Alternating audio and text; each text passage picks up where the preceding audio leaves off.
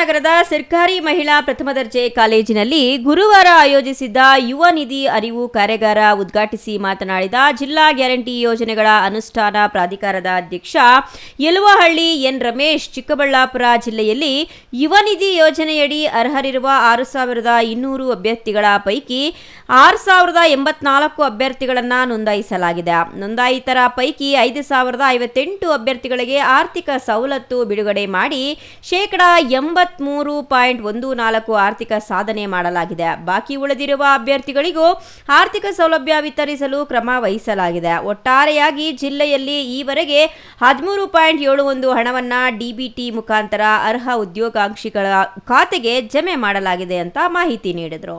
ಪಂಚ ಗ್ಯಾರಂಟಿ ಯೋಜನೆಗಳು ವಿಶೇಷವಾಗಿ ಬಡವರಿಗೆ, ಮಧ್ಯಮ ವರ್ಗದವರಿಗೆ ಹಾಗೂ ಕಡು ಸಂಕಷ್ಟದಲ್ಲಿರುವ ಕುಟುಂಬಗಳಿಗೆ ಬಹಳ ಪ್ರಯೋಜನ ಆಗುವ ನಿಟ್ಟಿನಲ್ಲಿ ಬಹಳ ಚಿಂತನೆ ಮಾಡಿ ತಜ್ಞರ ಅಭಿಪ್ರಾಯದಂತೆ ರಾಜ್ಯ ಸರ್ಕಾರ ಜಾರಿ ಮಾಡಿದ್ದು, ನಿರೀಕ್ಷೆಯಂತೆ ಯಶಸ್ವಿಯಾಗಿ ಜಿಲ್ಲೆಯಲ್ಲಿ ಪಂಚ ಗ್ಯಾರಂಟಿಗಳು ಅನುಷ್ಠಾನವಾಗುತ್ತಿವೆ.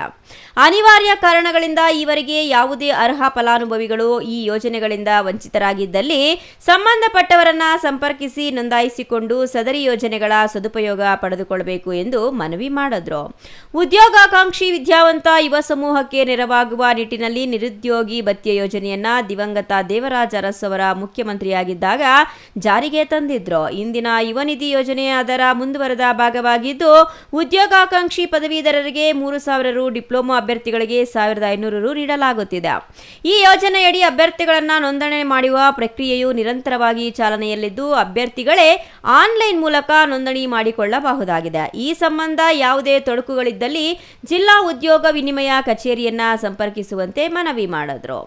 ಸರ್ಕಾರಿ ಮಹಿಳಾ ಪ್ರಥಮ ದರ್ಜೆ ಕಾಲೇಜಿಗೆ ದಾಖಲಾಗಿರುವ ವಿದ್ಯಾರ್ಥಿಗಳು 90% ಗ್ರಾಮೀಣ ಭಾಗದವರಾಗಿದ್ದು, ಬಡ ಮತ್ತು ಮಧ್ಯಮ ವರ್ಗದ ಕುಟುಂಬದ ಹಿನ್ನೆಲೆ ಹೊಂದಿದ್ದಾರೆ. ಈ ವಿದ್ಯಾರ್ಥಿಗಳ ಪೈಕಿ ಸುಮಾರು 40ಕ್ಕೂ ಹೆಚ್ಚು ವಿದ್ಯಾರ್ಥಿಗಳು ತಂದೆ ತಾಯಿಯನ್ನ ಕಳೆದುಕೊಂಡವರಾಗಿದ್ದಾರೆ. ಈ ವಿದ್ಯಾರ್ಥಿಗಳ ಕಾಲೇಜಿನ ಶುಲ್ಕವನ್ನ ವೈಯಕ್ತಿಕವಾಗಿ ಭರಿಸಲು ಇಚ್ಛಿಸಿದ್ದು, ಪ್ರಾಂಶುಪಾಲರು ಆ ವಿದ್ಯಾರ್ಥಿಗಳ ಪಟ್ಟಿಯನ್ನ ನೀಡುವಂತೆ ಹಾಗೂ ಏಕಪೋಷಕ ಮಕ್ಕಳ ವಿವರವನ್ನ ಸಹ ನೀಡುವಂತೆ ಮನವಿ ಮಾಡಿದ್ರು.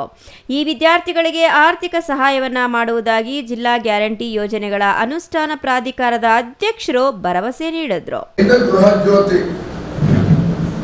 ನಾವು ಊರಲ್ಲಿ ಕರೆಂಟ್ ಚಾರ್ಜ್ ಕಟ್ಟಬೇಕಾಗಿದ್ರೆ ಏನೇ ಸಂಪಾದನೆ ಮಾಡಲಿ, ಇದು ಕರೆಂಟ್ ಚಾರ್ಜ್ಗೆ, ಮನೆ ಕರೆಂಟ್ ಚಾರ್ಜ್ಗೆ ಅಂತ 5-10 ರೂಪಾಯಿ, 2 ರೂಪಾಯಿ, 1 ರೂಪಾಯಿ ಎತ್ತಿಡುವಂತಿತ್ತು.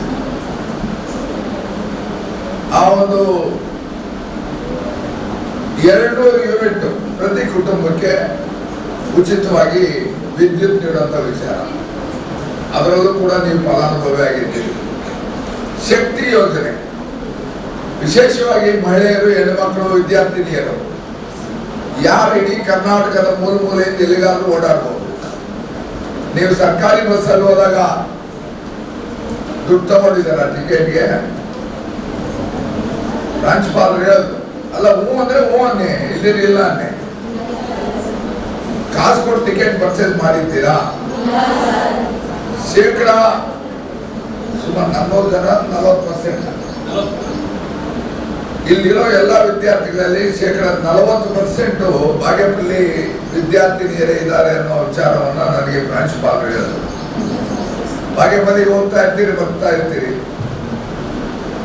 ಆ ಬಸ್ಸಲ್ಲಿ ನೀವು ಫ್ರೀ ಆಗಿ ಬರ್ಬೋದು, ಫ್ರೀ ಆಗಿ ಹೋಗ್ಬೋದು.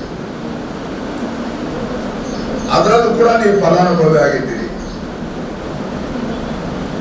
ಒಂದು ನಿಮ್ಮ ಮನೆಯಲ್ಲಿ ಯಜಮಾನಿ ಅಕೌಂಟ್ಗೆ ಪ್ರತಿ ತಿಂಗಳು 2,000 ಬರುತ್ತೆ, ಅದರಲ್ಲೂ ನೀವು ಫಲಾನುಭವಿ.